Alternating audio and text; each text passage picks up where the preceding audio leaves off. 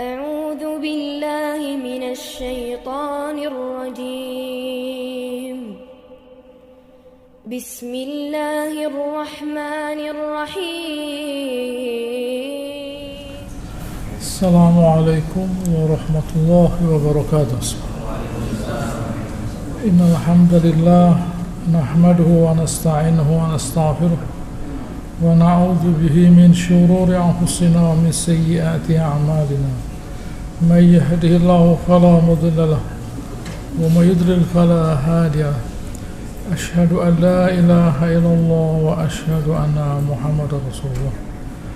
يا أيها الناس اتقوا ربكم الذي خلقكم من نفس واحدة وخلق منها زوجها وبث منهما رجالا كثيرا ونساء واتقوا الله الذي تساءلون به والأرحام إن الله كان عليكم رقيبا. يا أيها الذين آمنوا اتقوا الله حق تقاته ولا تموتن إلا وأنتم مسلمون. يا أيها الذين آمنوا اتقوا الله وقولوا قولا سديدا يصلح لكم أعمالكم ويغفر لكم ذنوبكم ومن يطع الله ورسوله فقد فاز فوزا عظيما. أما بعد فإن أصدق الحديث كتاب الله وخير الهدي هدي محمد صلى الله عليه وسلم وشر الأمور محدثاتها كل محدثة بدعة كل بدعة ضلالة. Alhamdulillah, masih pada ayat 110 dari surat Ali Imran, di mana Allah Ta'ala berfirman, a'udzubillahi minasyaitonir rajim, kuntum khaira ummatin ukhrijat linnas, kalian adalah sebaik-baik umat yang pernah Allah Subhanahu wa taala keluarkan, munculkan di dunia ini, di mana reputasi kalian adalah ta'muruna bil ma'ruf, memerintahkan yang baik, benar, wa tanhauna 'anil munkar, dan kalian melarang kemungkaran, dan wa tu'minu billah. Ada sebuah riwayat yang saya dapatkan pada sebuah tafsir, saat sahabat Rasulullah SAW masuk ke Syam, ada orang ahlul kitab melihat sahabat.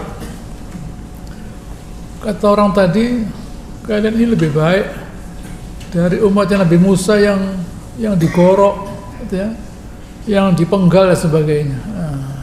Kalian ini lebih baik, lebih hebat daripada umat Nabi Musa yang diazab. Karena mereka melihat bagaimana sahabat itu di dalam menegakkan kebenaran. Mereka melihat, oh, kalian ini lebih hebat daripada umat terdahulu yang disiksa. Mungkin mereka memang sabar disiksa, tetapi hidup ini bukan soal sabar disiksa, sabar di dalam memerintahkan yang benar, yang baik, dan melarang kemungkaran. Itu berat. Itu berat, karena itu terus continue. Adapun orang itu dipenggal, dibagi dua, disiksa, itu sesaat saja. Orang disiksa sesaat saja. Tapi kalau pengajian setiap hari, pengajian itu setiap hari, dan itu berarti setiap hari mikir, gitu ya. Bukan katanya enak, kalau katanya ini tidak mikir, gitu ya. Itu mesti mikir, bukan ini katanya, loh, katanya sedikit. Kalau katanya mufasir sedikit, sudah segini saja. Tapi kalau diperluas, diperdalam, diperlebar, loh, itu tidak gampang itu. Setiap hari perlu sabar. Ustadz yang sabar, yang dengarkan juga sabar, sama-sama sabarnya. Bukan hanya yang bicara, tapi yang mendengar juga sabar. Begitu ya. Takmirnya juga sabar. Semuanya sabar. Bukan lalu, gitu ya, bukan lalu begitu mudah. Andaikan resepsi misalnya, makan misalnya. Setiap hari disediakan makan, oh jangan khawatir, tidak pakai undangan, tidak cukup masjidnya, gitu ya. Tapi kalau belajar, kalau belajar repot. Belajar itu jangankan membayar, dibayar belum tentu mau. Belajar itu jangankan membayar, dibayar itu belum tentu mau orang. Begitu ya. Lain kalau dibayar nanti dapat gelar lah, mau dia beasiswa. Tapi kalau tidak ada hasil yang signifikan, yang kelihatan nyata, oh malas. Begitu ya. Itu yang terjadi. Jadi kita dalam hidup perlu kesabaran. Oh, sabar itu apa sih? Sabar itu punya tujuan. Saya punya tujuan, menjadi orang mulia. Caranya saya mesti berilmu lah. Gitu. Saya mesti berilmu. Kalau tidak punya ilmu, tidak ada yang dihasilkan.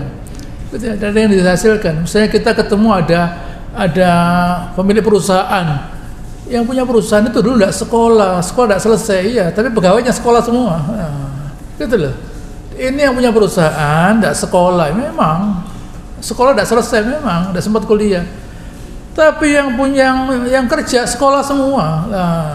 Yang kerja ini sekolah semua, gitu loh, kuliah semua. Dia bukan presiden komisaris yang punya uang dia. Tapi yang kerja ya punya sekolah. Sekolah ternyata ada metodenya, ada prosesnya, ada urutannya, ada caranya. Bukan lalu perasaan, bukan. Perasaan sekolah seni rupa ada sekolahnya, ada aturannya. Bukan dengan hati, tidak. Musik misalnya, musik ada sekolahnya, musik itu, musik itu ada sekolahnya. Kalau yang loncat-loncat itu tidak pakai sekolah, tidak pakai sekolah dia, loncat sini tidak pakai baju, tidak sekolah. Kalau yang mikir lah, yang megang gitar sambil lihat gitarnya itu sekolah berarti dia. Dia lihat gitarnya dia. Tapi kalau ngawang gini ya tidak sekolah itu. Saya kasih tahu Anda lah, tidak saya didengar musiknya, begitu loh. Jadi semua itu pakai sekolah, main bola sekolah, wasitnya sekolah lah. Yang sebenarnya ada sekolah yang lihat, yang main di sekolah, yang lihat, yang wasitnya sekolah lah. Yang punya perusahaan, yang punya klub sekolah, yang tidak sekolah yang lihat. Makanya kan dia tidak ngerti, dia mau jerit soalnya lah. Begitu ya. Kalau pelatih yang jerit dia lihat saja beginilah. Begitu ya, tidak jerit karena dia mikir. Begitulah, itulah hidup. Hidup ini berpikir. Hidup ini berpikirlah, berpikir itu perlu ada yang diolah, yaitu ilmu, dan ilmu itu diterapkan agar orang ini kalau punya ilmu berbuat itu hasilnya ada.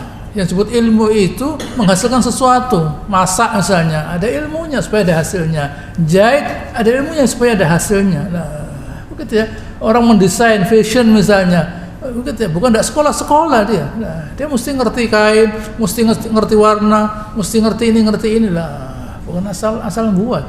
Semua itu ada ilmunya. Soal itu dalam pandangan kita batil, yaitu persepsi kita. Dalam pandangan Islam batil, yaitu persepsi kita. Tapi dalam pandangan mereka ada ilmunya itu.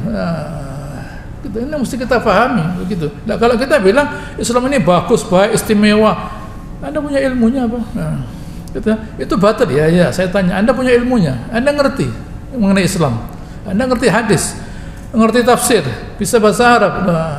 Jangan kita gesusu menghina orang yang tidak beriman. Orang yang beriman itu punya ilmu, karena dia berpikir, sehingga dia punya ilmu. Kalau dia tidak berpikir, tidak punya ilmu, dan menghasilkan apapun dia, tidak menghasilkan apapun. Orang perang, sekolah. Orang perang itu sekolah. Orang terjun itu ada sertifikatnya. Orang terjun payung ada sekolahnya. Setelah sekolah dapat sertifikat dia. Bukan Bismillah, udah bisa. Terjun tidak kembali dia, tidak kembali. Terjun sekolahnya di Amerika, terjun itu.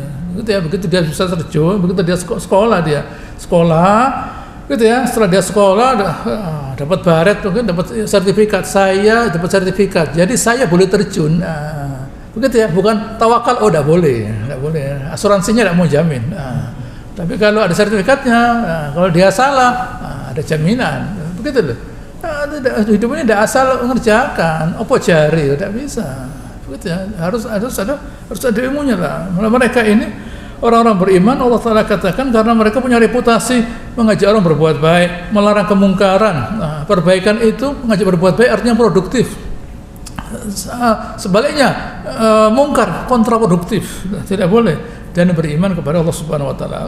Untuk apa beriman? Ya supaya yang tadi disebutkan itu ada gunanya, karena diniatkan karena Allah Subhanahu Wa Ta'ala. Walau amana ahlul kitab, coba orang ahlul kitab yang terima kitab itu, yaitu Yahudi dan Nasara itu beriman lah, lakana khairun, itu lebih baik buat mereka.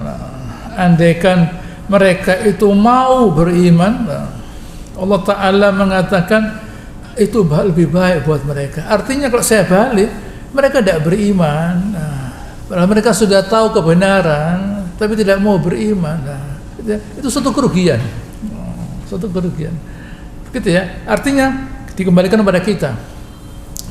kepada kita orang beriman. Nah, andaikan kita itu orang beriman, itu orang yang sudah mengaku sebagai orang muslim ini mau yakin kepada Allah Ta'ala, gitu ya. Andaikan kita itu mau yakin kepada Allah Ta'ala, perhatikan kalimat di sini. Andaikan kita mau yakin pada Allah Subhanahu Wa Ta'ala, pertolongan akan datang. Gitu ya. Andaikan kita mau yakin kepada Allah Subhanahu Wa Ta'ala, pertolongan datang. Gitu ya. Orang yang tidak yakin pada Allah Ta'ala itu dapat rezeki. Tapi yang yakin dimudahkan. Nah, itu bedanya. Gitu ya. Orang tidak yakin pada Allah Ta'ala waktu dia berobat, sembuh dia. Orang kafir tidak yakin dia sembuh. Tapi orang beriman dimudahkan. Kalau perlu tidak perlu sakit. Kalau perlu tidak perlu sakit. Nah, itu orang beriman. Kan dia yakin. Dia yakin bahwa Allah Subhanahu Wa Ta'ala pasti memberikan dia kemudahan. Nah, begitu ya. Kita tuh diciptakan bukan lalu saya siap untuk menerima cobaan Allah Ta'ala. Jangan. Mintalah kemudahan, kata Rasulullah SAW. Mintalah afiah, keselamatan. Ada seorang sahabat oleh Nabi disambangi dalam keadaan sudah seperti anaknya burung, melungker begini. Kamu ini berdoa apa? Saya minta ya Rasulullah kepada Allah Ta'ala, segala apa hukuman di akhirat nanti segerakan sekarang. Oh, tidak kuat, tidak bisa. Mintalah afiah, keselamatan. Orang pintar itu minta afiah, keselamatan. Gitu ya, minta keselamatan. Keselamatan itu ya lebih dari sekedar kemudahan. Keselamatan lebih dari sekedar kemudahan. Nah, ini orang beriman, pintar orang beriman itu.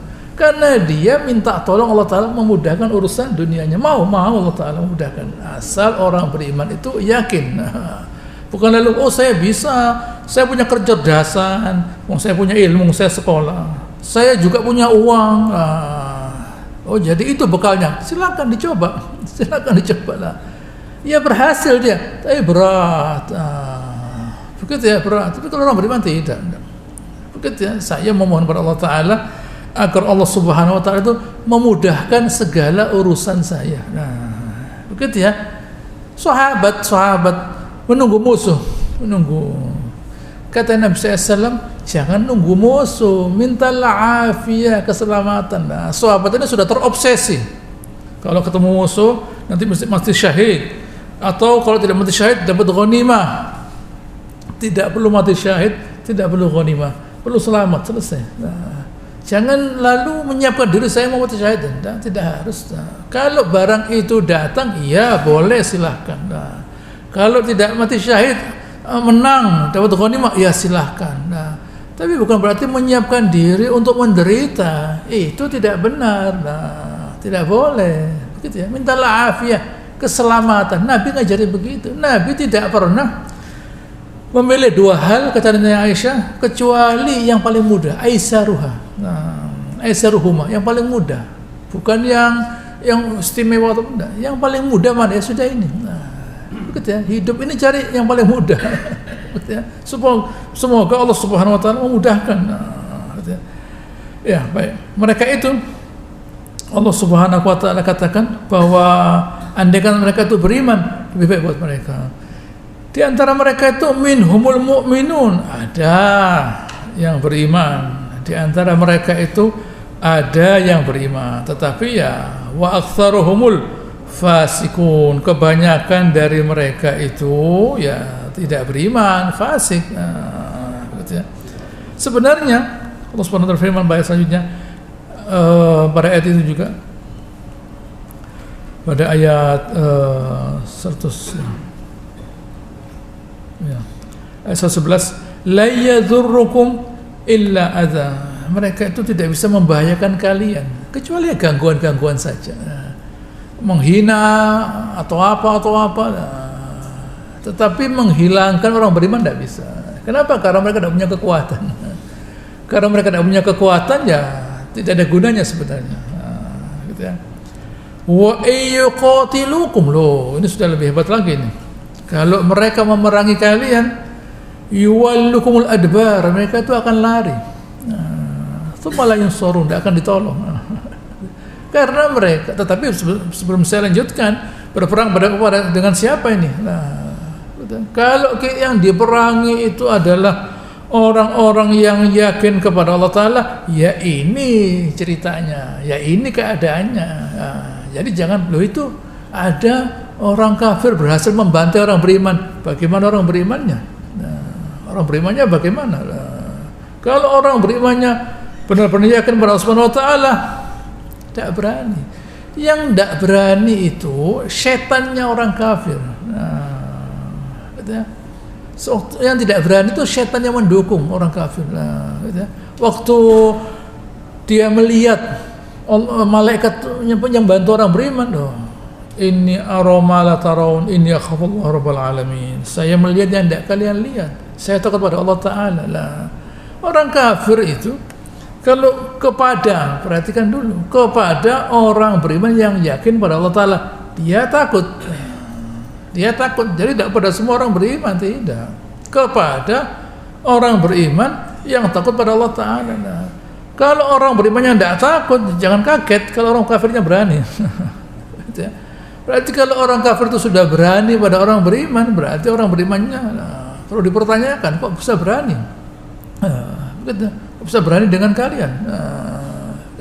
Nabi SAW itu berhijrah ke Madinah karena di Mekah tidak seimbang antara orang beriman dan orang kafir, tidak seimbang. Jadi beliau ke Madinah dan beliau masih mendapati ada kekuatan pada orang Yahudi. Beliau buat perjanjian, jangan sampai orang Yahudi ini, orang Yahudi ini kemudian melawan beliau atau menggerakkan orang melawan beliau. Buat perjanjian, perdamaian untuk saling membantu. Itu yang terjadi.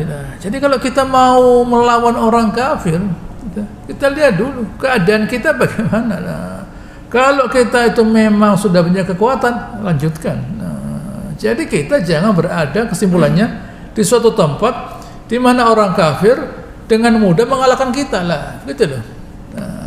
Begitu ya. Itu mesti kita ngerti. Pertempuran itu mesti seimbang.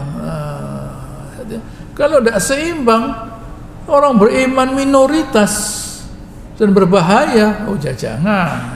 Jangan, tidak boleh. Makanya orang beriman jangan tinggal di tempat di mana dia tidak aman.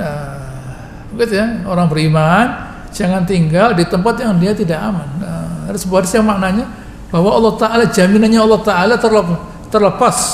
Gitu ya. Yang kira-kira maknanya begitu. Gitu ya. Untuk orang yang tidur di atas atap begini. Kalau orang tidur di bawah, gulung-gulung tidak apa-apa. Di tempat tidur cuma setengah meter, gulung jatuh tidak apa-apa. Tapi kalau 5 meter gulung ya disolati, gitu loh. Itu ya gampangnya. Jadi Allah Ta'ala tidak menjamin. Begitu ya. Begitu ya. Loh, jelas asuransinya tanya, Anda tidur di mana orang ini? Tidur di atas, tidak dijamin. Kalau dia tidur di bawah dijamin, jatuh ke rumah sakit, gitu ya, dijamin oleh asuransinya. Tapi kalau dia tidur di atas 5 meter ya jatuh ya tidak bisa lah. Lihat bagaimana dulu keadaannya. Allah Ta'ala juga begitu sama. Jangan kita meletakkan diri kita di tempat yang tidak mulia. La yambaghi lil muslim, kata Rasulullah, ayyuhila nafsah. Tidak boleh orang beriman itu menjadikan dirinya terhina. Bagaimana?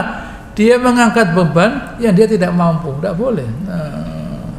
Seorang beriman mesti mengukur, saya mampu atau tidak. Saya mampu atau tidak. Jangan asal semua beban diambil, geblak nanti, lalu menyalahkan orang lain. Tidak boleh. Seseorang mesti bisa mengestimate, memperkirakan saya mampu atau tidak.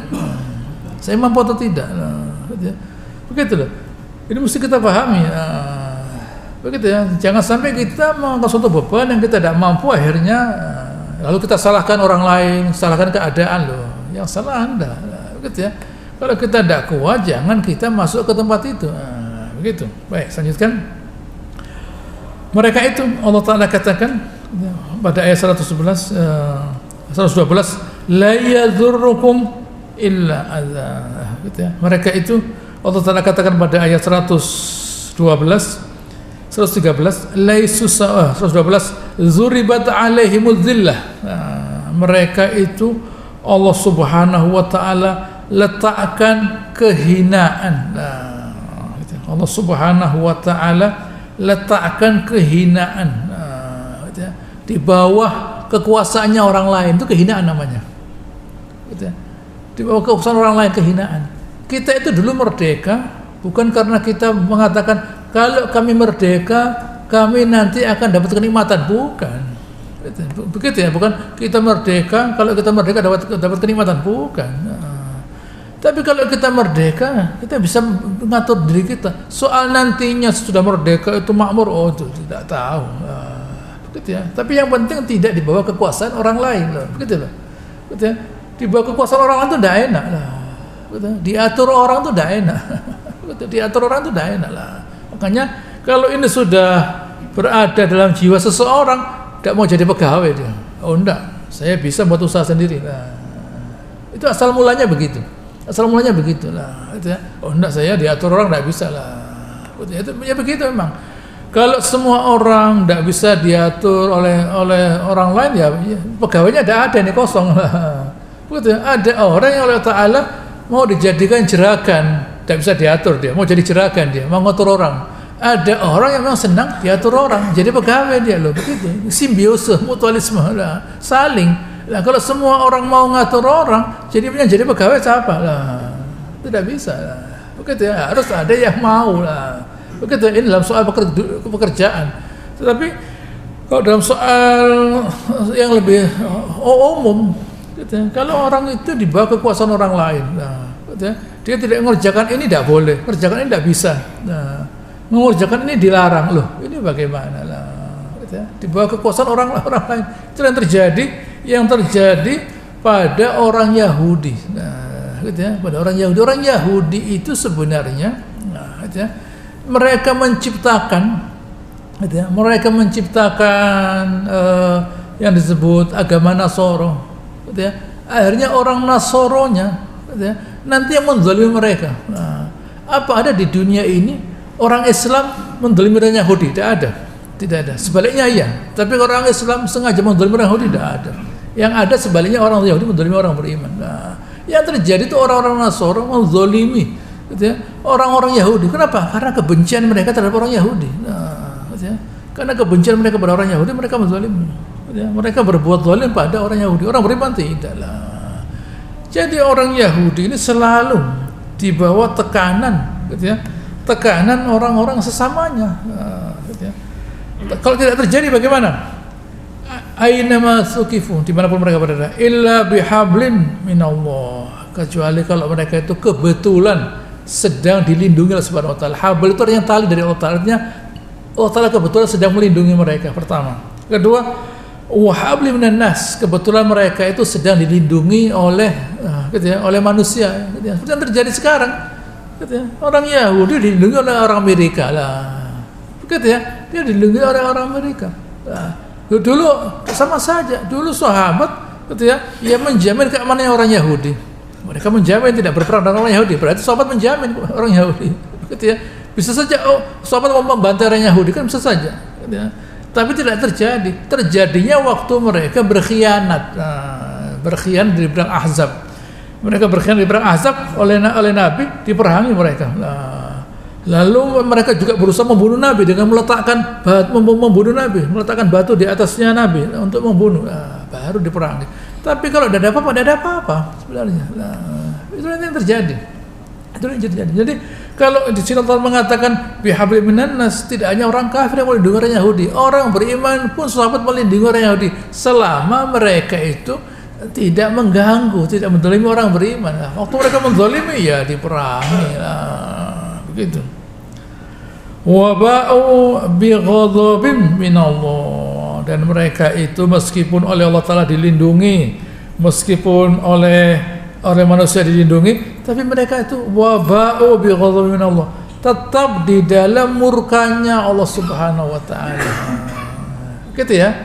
Meskipun mereka itu dalam keadaan aman karena perlindungan Allah Ta'ala di dunia, aman karena dilindungi oleh manusia, tetap mereka dalam keadaan dimurkai oleh Subhanahu wa taala. Begitu, gitu ya. Dan mereka itu wa zuribat alaihimuz zillah. Mereka itu tetap mereka itu tetap berada di dalam kehinaan. Wadribat alaihimul maskanah, saya ulangi lagi, mereka berada dalam keadaan maskanah, kemiskinan. Mereka tetap dalam keadaan kemiskinan. Tadi Allah Ta'ala katakan zillah, terhina. Terhina karena mereka tidak beriman kepada Allah Subhanahu Wa Ta'ala. Terhina itu masih ditambah lagi Allah Subhanahu Wa Ta'ala. Maskanah, tidak punya apa-apa. Sudah secara moral terhina, secara materi terhina mereka. Sudah secara moral terhina, mereka akan dikuasai oleh suatu kekuasaan. Secara materi ya terhina lah. Begitulah, ini mesti kita pahami. Dikarenakan mereka dzalika bi annahum kanu yakfuruna bi ayatillah, karena mereka kafir dengan firman Allah Subhanahu wa taala. Yang pertama, dan yang kedua, wa yaqtulul anbiya bighairi haqq, dan membunuh para nabi tanpa dasar yang benar. Jadi kesimpulannya, kalau orang itu tidak beriman kepada Allah Subhanahu wa taala, Allah Ta'ala meletakkan kehinaan padanya. Tapi kok kita melihat orang kafir tidak terhina? Dalam pandangan kita orang beriman, dalam pandangan kita orang beriman, orang kafir itu mulia dalam pandangan kita lah.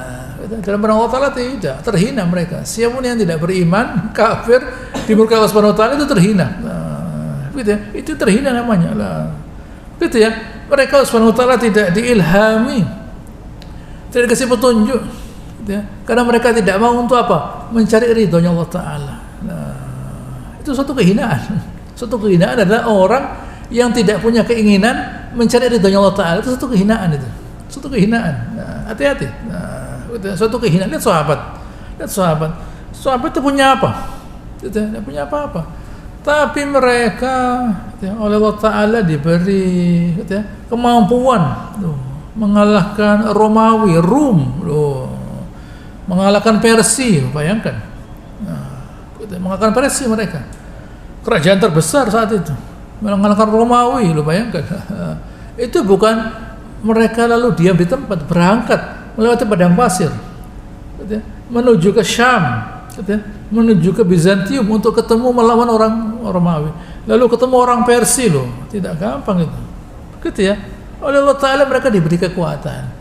Kemudian musuhnya diberi rasa takut. Kenapa? Karena mereka takut kepada Allah Ta'ala. Itu ceritanya. Selama kita itu memuliakan Allah Subhanahu wa taala, kita dimuliakan Allah Subhanahu wa taala. Sejalan gitu ya, berbanding sama itu. Antara kemuliaan yang kita terima dari Allah Ta'ala sejalan dengan kita memuliakan Allah Ta'ala, itu sejalan itu. Sejalan.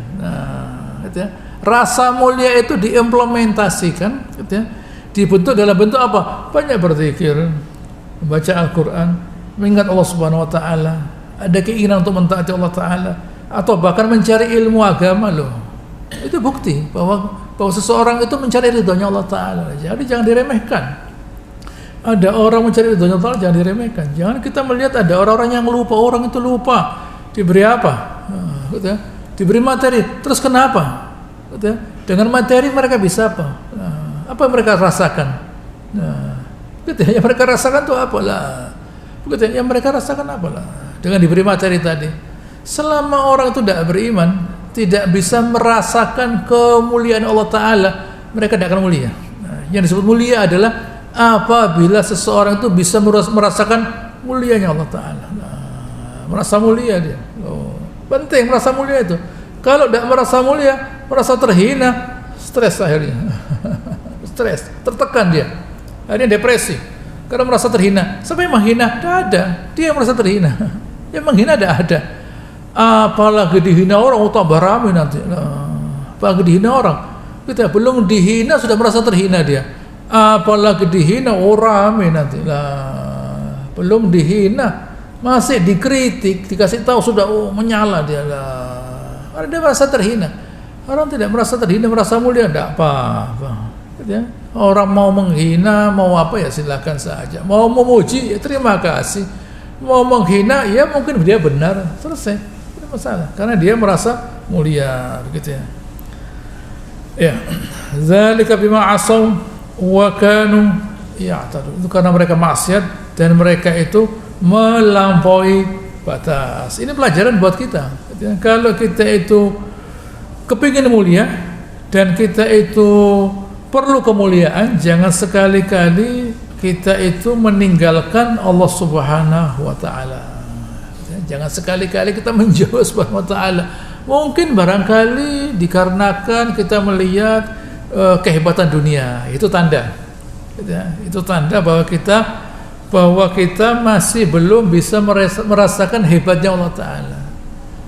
Kalau seseorang tuh bisa merasakan hebatnya Allah taala, lama sholatnya dia, lama dia, karena dia merasakan hebatnya Allah Subhanahu Wa Taala. Begitu lama dia, begitu merasa tenang dia, merasa mulia dia, karena dia merasa dimuliakan. Sama dengan kita bertamu ke rumah seseorang, lalu orang tadi menyambut, memuliakan kita, wah saya senang Anda datang, begitu ya. Saya merasa mulia dan kedatangan Anda, tapi wah, gitu. Kalau begitu keadaannya. Kalau sebaliknya, ya roksoh. Saya mohon diri ya, saya mau pulang lah. Begitu ya. Tapi kalau disambut, ya senang. Nah, kita dipanggil Allah Subhanahu Wa Taala, bayangkan, dipanggil. Yang manggil bukan orang tua, yang manggil itu Allah Taala. Andai kan kita dipanggil orang tua, dipanggil anak, datang. Apalagi dipanggil istri, oh datang. Nah, begitu ya. Datang hati-hati lah, coret dari KSK lah. Begitu ya, ini repot ini. Begitu ya, ini dipanggil Allah Subhanahu Wa Taala. Dipanggil Allah Subhanahu Wa Taala, datang. Nah, hayya 'alal falah, bukan hayya 'alas shalah, hayya 'alal falah. Kemenangan, loh. Begitu ya, kemenangan. Kemenangan itu artinya keselamatan. Apa perlu diganti? Hayya 'alas salamah, tidak. Hayya 'alal falah, kemenangan. Supaya kita itu menang lah. Orang kafir itu perlu main sepak bola supaya dapat piala lah. Kita tidak usah lari, kita jalan saja pelan-pelan. Masuk masjid menang kita. Nah, masuk masjid kita menang. Kenapa? Karena ini berarti sudah di jalur keselamatan loh. Begitu loh. Ini mesti kita sadari bahwa kita itu mulia. Jangan kita karena melihat wah itu orang kafir, begitu ya, lari ke sana kemari. Ada apa? Bawa bola. Lo kenapa bolanya dibawa ke sana kemari? Begitu ya. Ternyata orang yang tidak berakal itu bisa mengaruhi kita, karena mereka tidak berakal tapi yakin. Mengaruhi kita yang beriman tapi tidak yakin. Kita tidak yakin, meskipun kita benar, bisa dipengaruhi oleh orang yang ngawur tapi yakin dia. Gitu, oh bawa bolanya, ya jelas masa bawa bola pakai sarung, ya tidak mungkin lah. Gitu, dia lari, gitu, wah, lihat orang ini hebat. Padahal hasilnya ada. Tapi kalau orang ke masjid, oh, gitu ya. Keselamatan di akhirat nanti. Nah, baik, selanjutnya ayat 13, laisu sawa'a. Nah, ya. Tidak sama, itu biasa, ya. Di antara ahli kitab itu, min ahli kitab ummatun qa'imatun. Nah, gitu ya. Tidak sama, ya. Di antara ahli kitab itu ada yang ummatun qa'imatun, tegak di dalam menegakkan perintah Allah Ta'ala, tegak di dalam mentaati syariat Allah Subhanahu Wa Ta'ala, tegak di dalam mentaati nabinya. Nah, ini kata Ibnu Katsir, gitu ya. Qa'imah bi amrillah, muti'ah li syar'ihi, muttabi'atun nabillah. Nah, tegak di dalam melaksanakan perintah Allah Ta'ala, mentaati Allah, mentaati syariat dan mentaati nabinya. Gitu ya. Ini tandanya mereka itu sudah merasakan kemuliaan. Nah, apa tandanya? Bagaimana caranya? Mengapa itu terjadi? Yatluna ayatillahi ana al-lail wa yasjudun. Nah, itu karena mereka membaca firman Allah Ta'ala sepanjang malam. Nah, wa yasjudun. Nah, sujud mereka. Nah, dalam keadaan sujud itu mereka sujud sekali, bukan dalam arti baca Al-Quran dalam waktu sujud, tidak boleh. Nah, Allah mengatakan wahum yasjudun. Nah, artinya mereka itu menikmati sujudnya, karena sujud itu ya bagian yang paling berat dalam sholat. Nah, orang sujud lama-lama bisa pusing. Nah, tapi kalau berdiri lumayan. Rukuk mulai agak berat, sujud paling berat. Nah, mereka itu bisa lama sujud. Kok bisa begitu ya? Kok bisa mereka itu lama sujud? Karena mereka merasakan ketundukan pada Allah Subhanahu Wa Taala, merasakan ketundukan mereka. Nah, dirasakan tunduk pada Allah Subhanahu wa taala, dirasakan. Kenapa? Karena waktu mereka itu tunduk, mereka merasakan kemuliaan. Nah, ini penting kita pahami. Ini penting kita pahami. Waktu mereka tunduk, mereka merasakan kemuliaan. Orang yang tunduk, orang yang rukuk, dan orang yang sujud, Allah Ta'ala letakkan dosa-dosanya di kepala mereka. Selama mereka sujud, rontok dosa-dosa mereka. Nah, semakin lama orang itu rukuk dan sujud, semakin banyak dosa yang hilang. Nabi sini bersabda, gitu ya, aqrabu ma yakunu 'abdun ila rabbih wa huwa sajid. Faqum min istajabu lah. Keadaan yang paling dekat seseorang hamba ya, dengan Allah Ta'ala dan dia waktu sujud, maka pantas dikabulkan doa yang dipanjatkan saat itu. Hendaknya kita waktu sujud berdoa, karena itu suatu keadaan di mana kita selain kita merasa tunduk, orang tunduk itu kan berarti berharap. Tunduk itu kan ada harapan. Semakin kita merendahkan diri pada sesuatu, berarti semakin besar kepentingan kita pada itu. Semakin kita menundukkan diri kita pada sesuatu, berarti semakin besar kepentingan kita pada barang itu.